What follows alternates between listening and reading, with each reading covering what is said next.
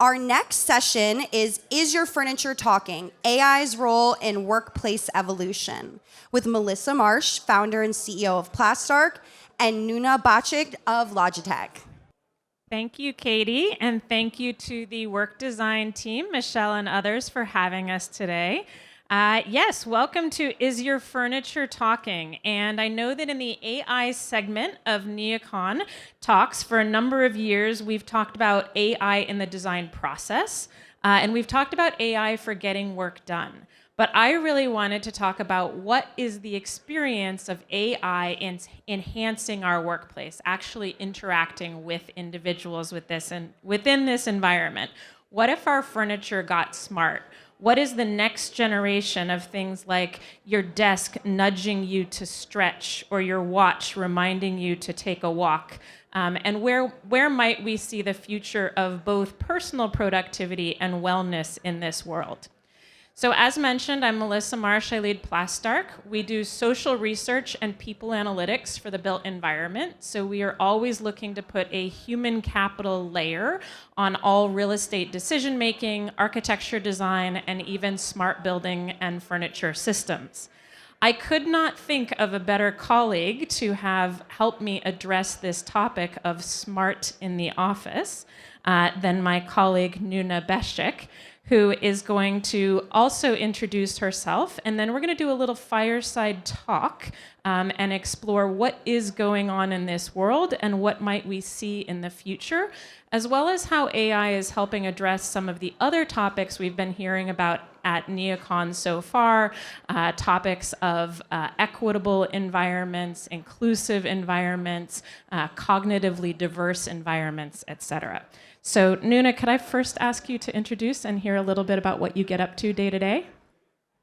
Absolutely. Thanks, Melissa. I'm thrilled to be here.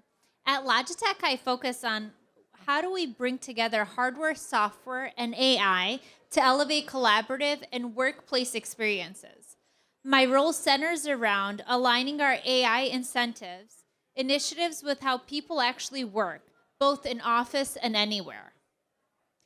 AI at Logitech isn't just about productivity. It's about the everyday life. We think about every place, every person. Are you on site or are you remote? And how do we make sure to actually help people get enabled? When you think about everybody, we think about not just the end users, but we also think about real estate, facilities. And how could that actually help enable you guys in today's world? I really appreciate that intersection, Nuna. And how do you see AI transforming workplace environments beyond productivity? Can you share particular examples of Logitech's product portfolio that are helping employees connect and engage more effectively? Absolutely. AI is enabling more connected, inclusive, and intelligent spaces.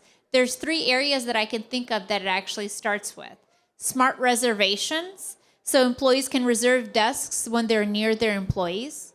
We can talk about AI-powered auto booking and releasing meeting rooms that aren't being utilized.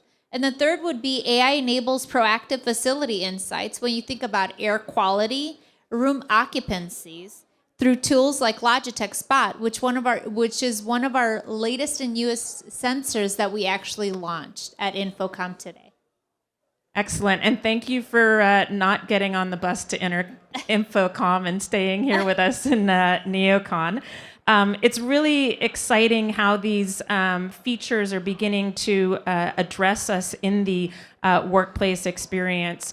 You mentioned that AI can promote inclusivity in the workplace. What are some key features or tools that Logitech is developing to address diverse work styles or accessibility needs? Absolutely. Inclusivity is a core value of Logitech. It's not a trend.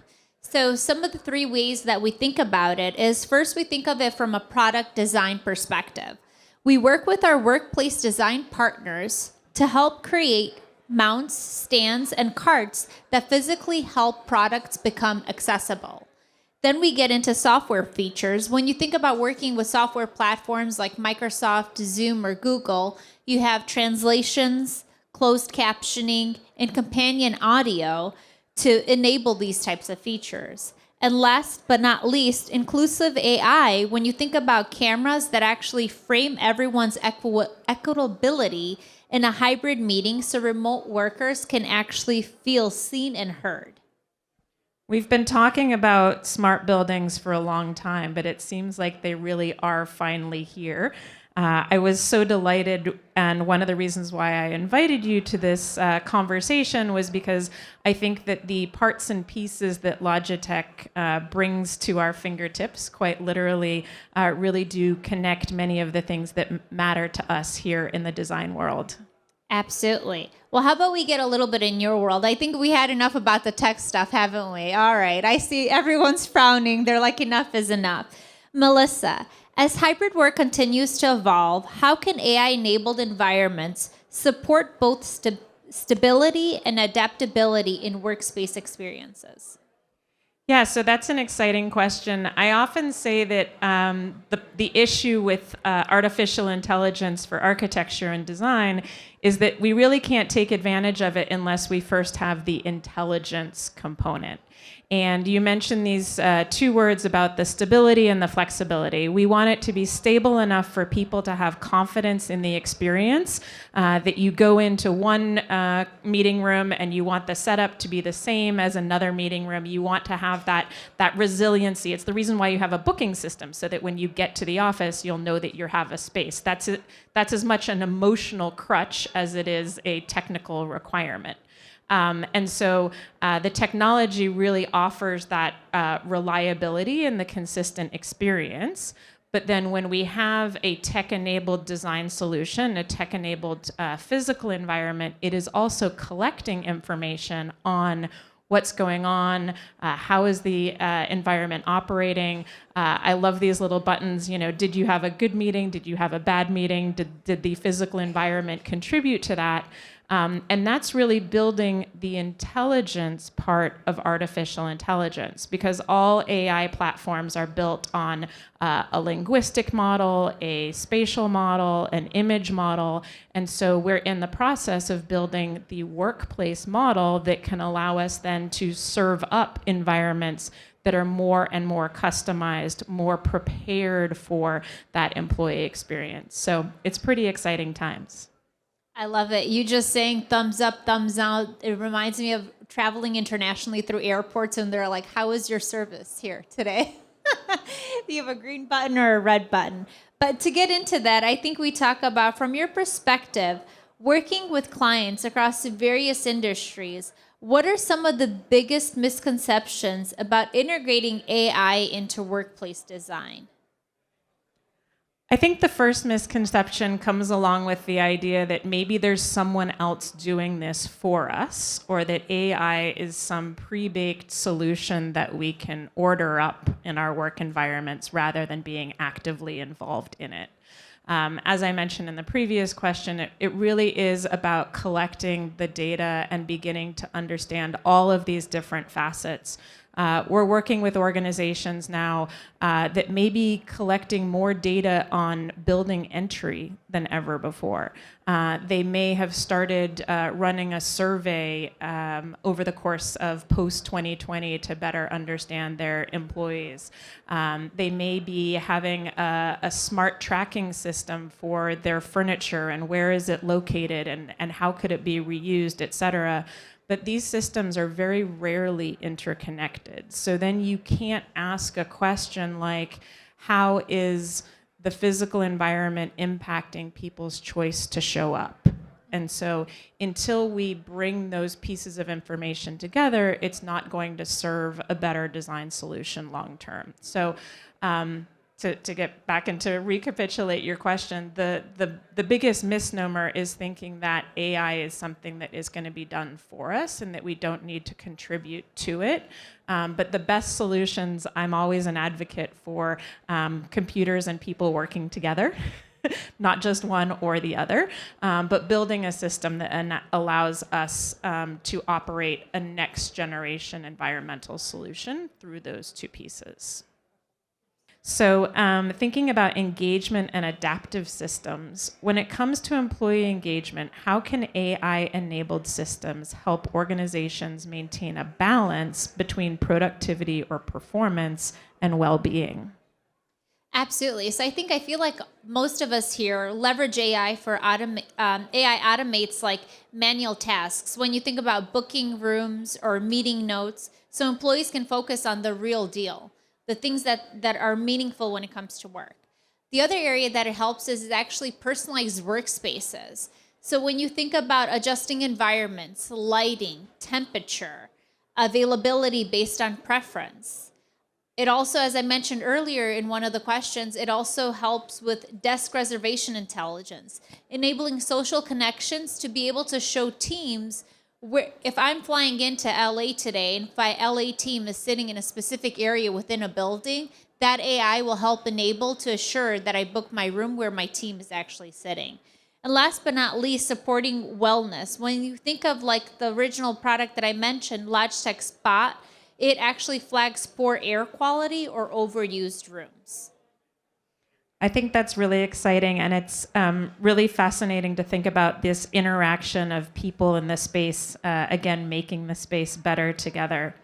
What you're describing really is very rich in data. There's a lot that's going on here in the information, the data processing.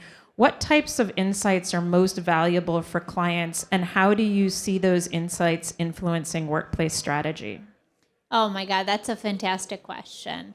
So data, data, data. Today we live in a world of data. So specifically, I can think of occupancy trends. It helps plan real estate footprint. I think about meeting room and desk usage patterns.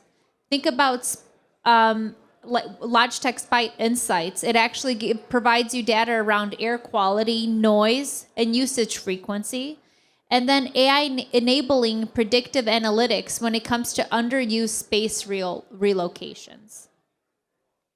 It's one of the things that we think about in design as being a bit of a Rubik's Cube. I once got a compliment. Someone said, "Melissa, you do all this stuff that gives me a headache." And I personally took that as a compliment. I'm not sure if anyone else would. But one of the things that it made me think about is how much different information needs to come in to get a particular solution right. We think in design of something like adjacencies or proximities between one another. And in the old world of design, we might have spent months trying to figure out which departments might sit next to which departments in the future.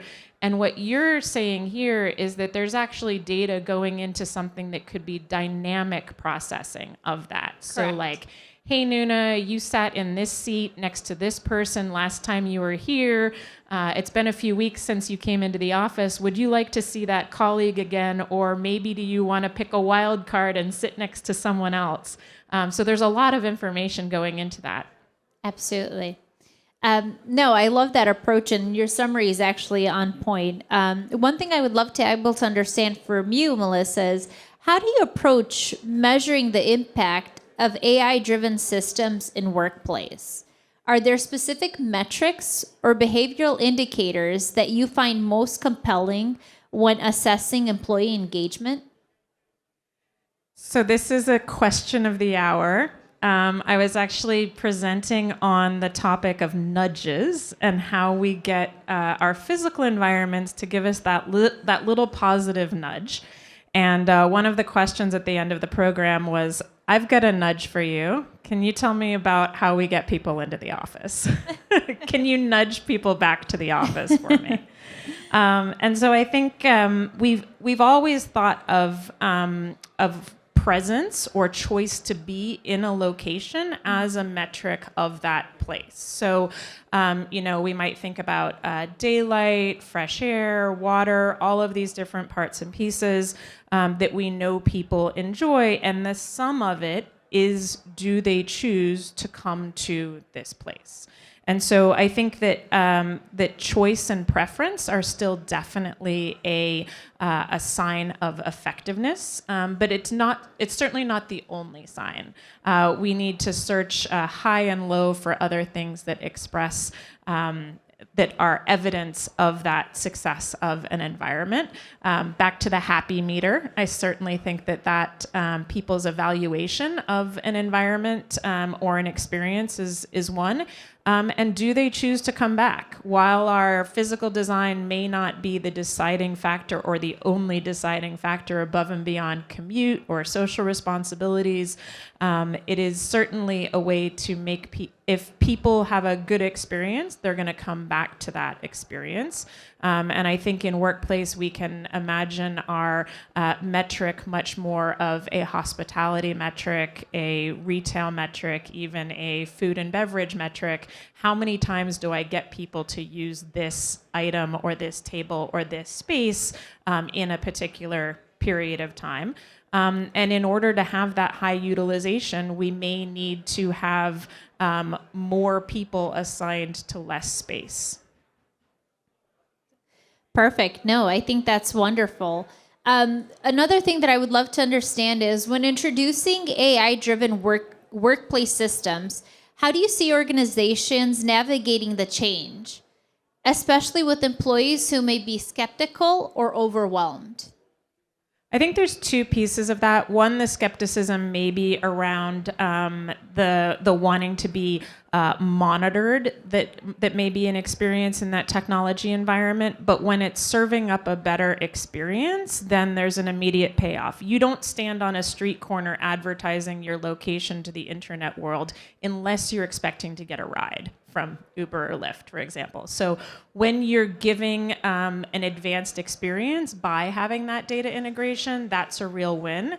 I think the other side of that may be only partially related, but I find a lot of organizations are not giving very helpful guidance to their employees about either using AI or what might be tracked in a particular environment. So the other thing is transparency and honesty about what's going on and how it's intended to be used. I think that will make a big difference. I love it. We were going to ask some audience questions or offer some audience questions, but we've got just a couple minutes left. So I do want to advertise that we'll have a few more minutes after this event. If you would like to stick around, we can do individual Q&A. But one last question. Nuna, if you could highlight one AI-driven innovation in the workplace that excites you the most, what would it be and why? Oh, man. I think overall, I'm enthusiastic about AI. I love AI. But I think what excites me most about AI is actually how AI is becoming invincible, seamlessly woven into the fabric of our everyday work without complexity. At Logitech, one of the most powerful examples is how we're using AI to make meetings not just more efficient, but more human. Our multi-camera solutions like Rally Bar with Intelligent Director, to frame every speaker individually, no matter where they're sitting in a room, giving remote participations that feeling that they're having a front row seat conversation, to me means a lot because I'm a remote worker. And when I'm collaborating with some of my colleagues that are in San Jose, having that one-on-one engagement, being able to see imagine all of you right now being in a meeting room with me and I see every single one of you in a box and I'm able to actually connect to you one-on-one. To me, that's transformable. It's an idea that AI can elevate equity, presence, and purpose to a workplace, and I think it's transformational. I just have to give a shout out to Rally Bar.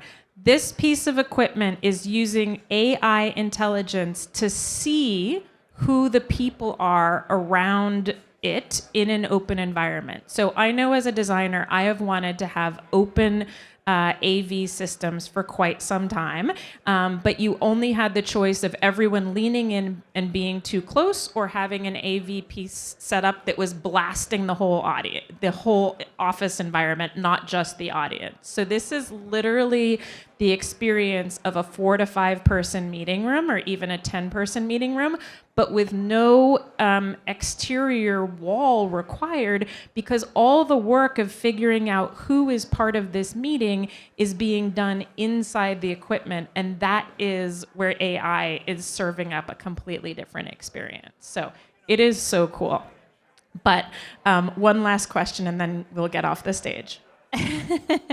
Absolutely. Melissa, looking ahead, what emerging trends do you think will have the most profound impact on workplace design in the next 2 to 3 years? I'm not sure that I'm going to get too profound yet, but I have really enjoyed being here at NeoCon and seeing the focus on making places unique and specific so that not every place feels like every other place in the world, but how can we amplify what is unique, almost thinking about more where you would go on holiday than where you would go to the office. The importance of play and being playful in our environments, and lots of focus on acoustics, but it's not all foam and wallboards anymore. There are intelligent and artificially intelligent solutions to the future of the acoustic experience. Thank you so much, Nuna, for joining us this afternoon. Thank you for having me. Take care.